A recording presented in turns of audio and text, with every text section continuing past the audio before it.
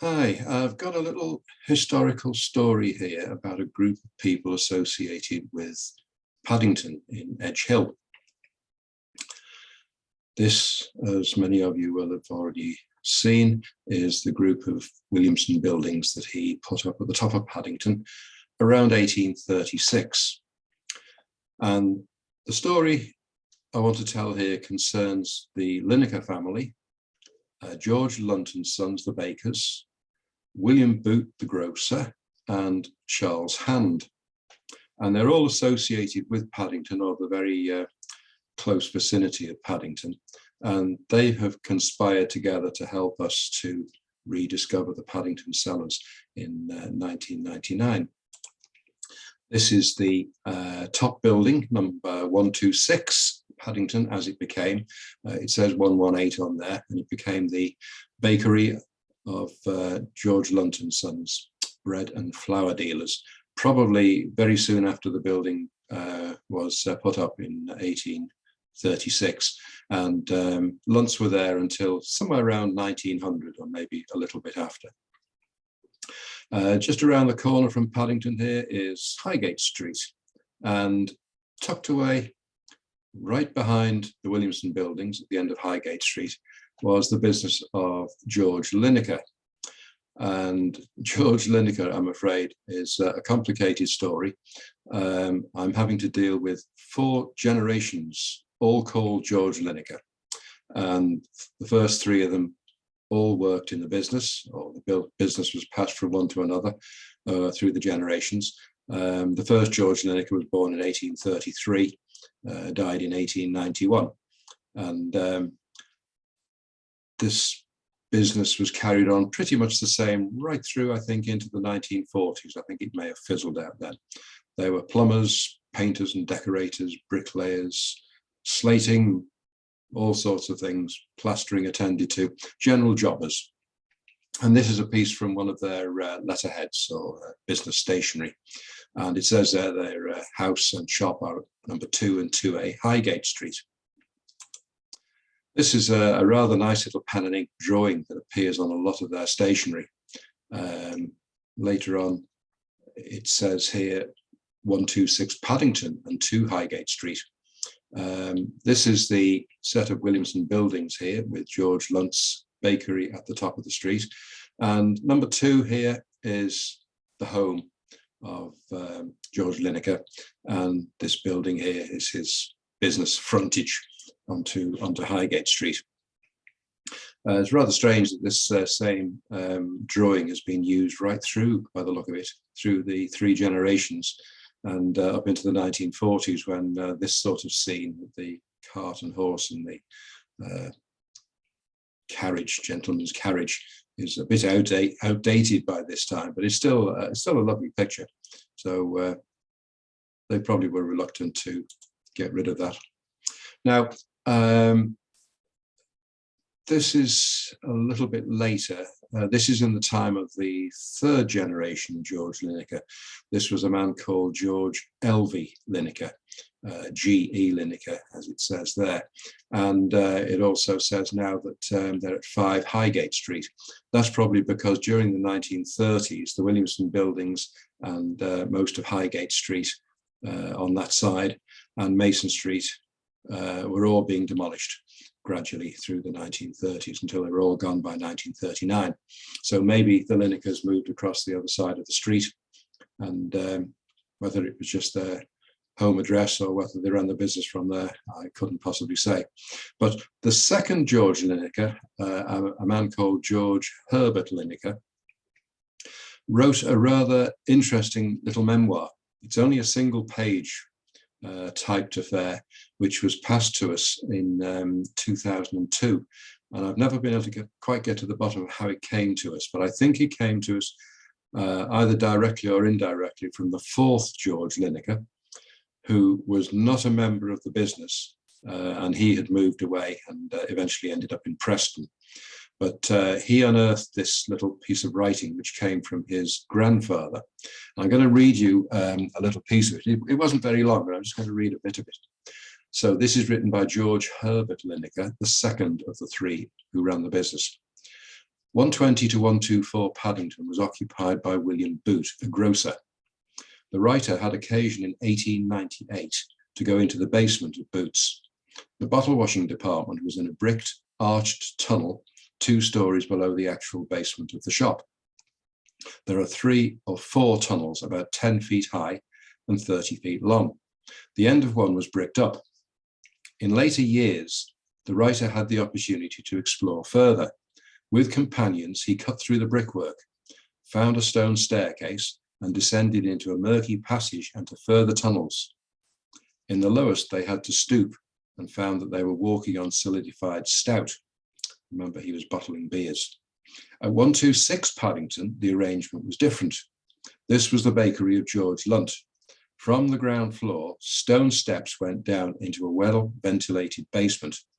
The bakehouse was in the basement, and from it led several tunnels extending 12 feet or so under the roadway. These were used as ovens. That's really quite an interesting bit of information. And the basement underneath William Boote's premises, 120 to 124, has not been discovered by us, but I fully believe that it is there. George L.V. Linacre, the third of the 3 who ran the business, third and last, had 2 younger sisters by the name of Beatrice, Marion, and Lillian Tunstall.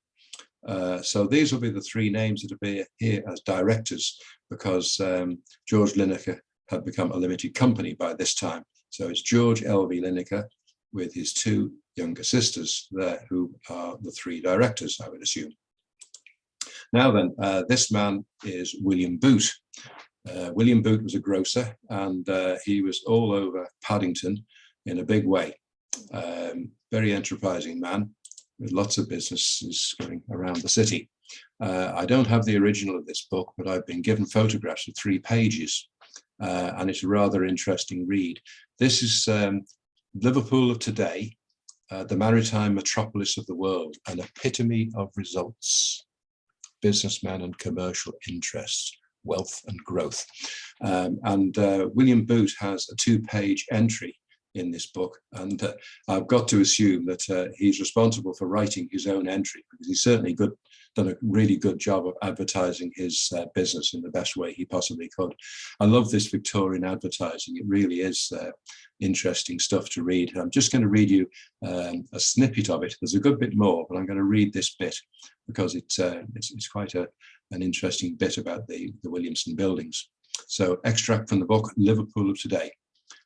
William Boote, dealer in tea, coffee, Italian goods, wines and spirits, ale and porter bottler, and mineral water manufacturer, 120, 122, 122A, and 124 Paddington. That's all of the Williamson buildings apart from 126. Old Post Office Place and Back Mason Street. William Boote is one of the most enterprising and successful men of business in Liverpool. In addition to the extensive premises occupied by him in Breck Road, he has 8 other large establishments in different parts of the city. His offices and wholesale sale rooms are at 120 Paddington. He has a very commodious coffee roasting and grinding warehouse at 122 Paddington, and tea blending rooms, warehouses, and country department at 122A Paddington. And 124 Paddington is the retail tea and coffee sale room.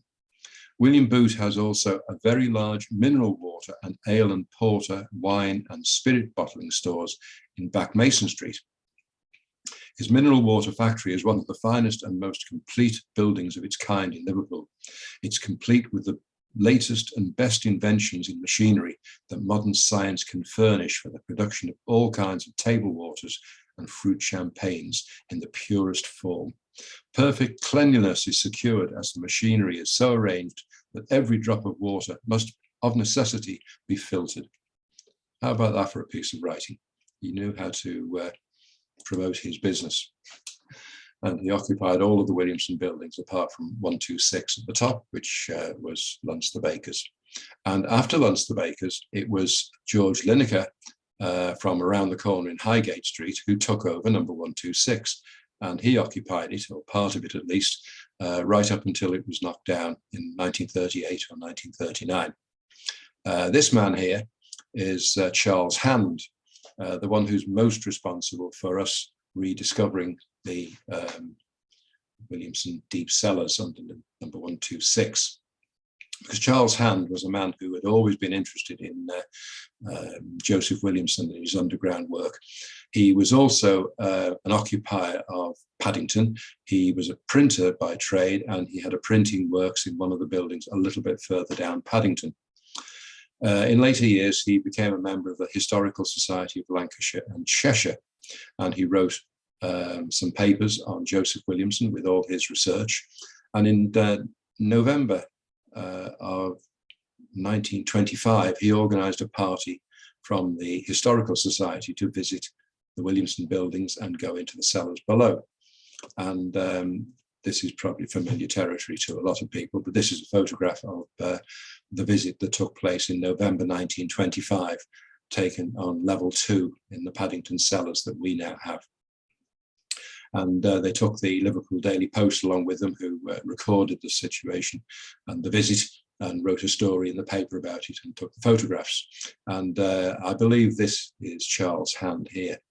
Now, by a rather nice coincidence, in 1999, literally just a few days after we discovered a way into this Paddington cellar system in July of 1999, an organised visit by Subterranea Britannica was coming to Liverpool as our guests, and we were to show them around some of the Williamson tunnels, and they were going to see lots of other underground structures in the city.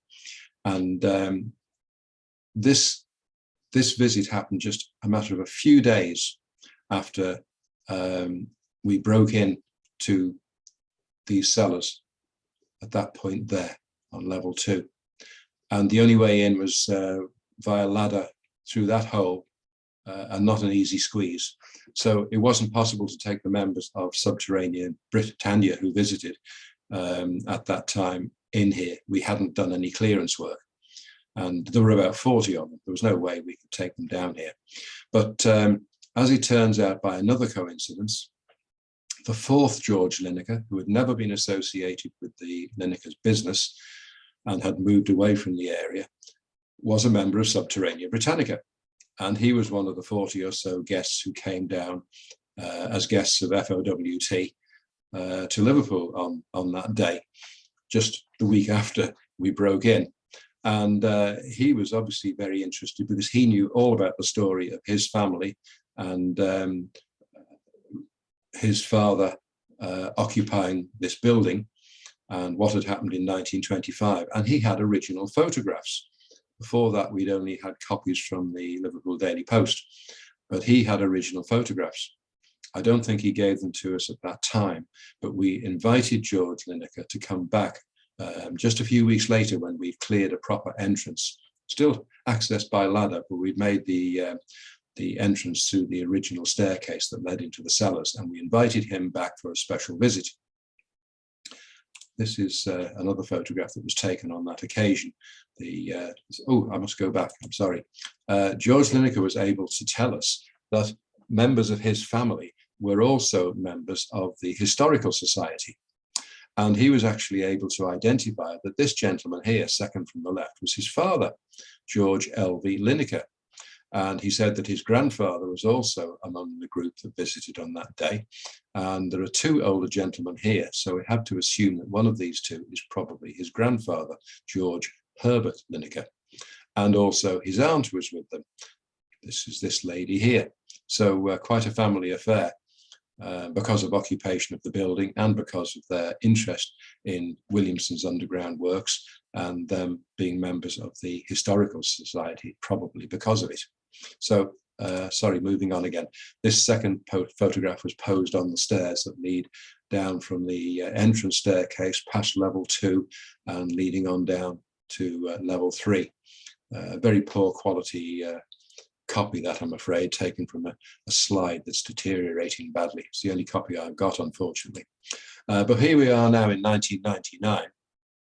And just a few weeks after the discovery in July, it was probably September or October, that we cleared the staircase out a bit and made another way in. And we invited George Linacre IV to come down and visit us for a personal visit. And this is George Linacre. He's 75 at the time, had to climb down a ladder, but he was quite happy with that, and delighted to be in here after all those years and seeing these cellars again. We've got Claire Moorhead here, Steve Moran, Les Coe, Tom Murgatroyd, and I'm afraid I don't remember these two gentlemen's names, but they were both trustees, I think. And behind them is the hole where we broke in on the 17th of July. And there's another picture posed on that same staircase. As you can see, there's no work being done yet to clear the rubble from the staircase. They're sitting on soil, and they didn't even know that there was a staircase below there at that time. We've got Chris Isles, Les Coe looking very happy with himself. Claire's just poking her head around the corner. And there at the top is George Linacre again. So thanks to all these people writing about Williamson and his underground structures, and researching him and being members of Subterranea Britannica. The final really interesting bit is that the fourth George Linacre happened to be a member of Sub-Brit and came down on that visit and could give us the information that he gave us. Wonderful coincidence. So that's the story of the four groups of people: the Linacre family, George Lunt family, William Boote, and Charles Hand, who all conspired together to make it possible for us in 1999 to rediscover these lost cellars that had been lost and buried for 60 years. So that's about it. That's the story. So thank you very much for watching.